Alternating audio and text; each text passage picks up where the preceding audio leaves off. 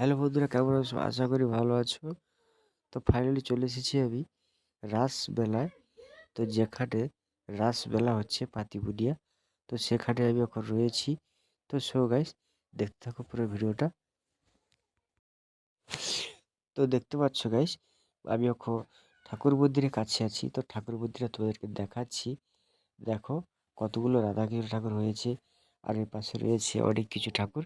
তো সম্পূর্ণ ভিডিওটা তোমাদেরকে আমি দেখাবো। তো গাইস, পুরোটা দেখতে থাকো।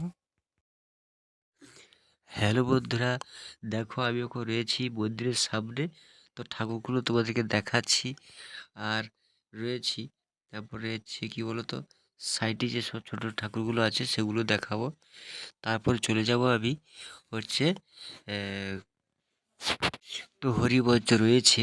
তো মঞ্চ তার সাথে ছোট ছোট নাড়ু গোপাল বসে দেওয়া হয়েছে, খুবই সুন্দর লাগছে। তো আমি এখন চলে এসেছি দুপুরবেলা, মানে বিকেলবেলা চলে এসেছি, বাজে 4টে বাজে।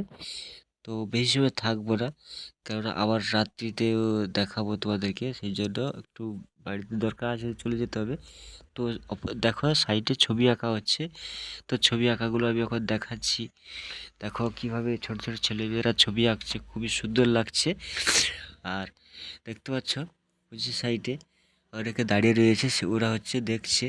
আর জাজেস, আর ওদিকে যাত্রা হবে, যাত্রায় যে লাইট টাঙানো হয় সেসব পরিকল্পনা চলছে। তবে চলে এলাম মন্দিরের সাইডে। দেখতে পাচ্ছ মন্দিরের ধারে এখন রয়েছি আমি। আর তো সবার সাথে, অনেক লোকজনের সাথে পরিচয় হলো, কথা বললো, খুবই ভালো লাগলো। তো তারপরে যাব আইসক্রিম দোকান আছে ওই দিকে যাব। তো স্টেশনারি দোকানগুলো তোমাদেরকে দেখাবো আমি এখন।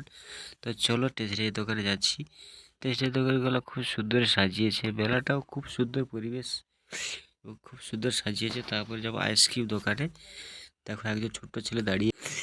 তো ছোট্ট ছেলেটি আমার ভিডিওগুলো দেখে আর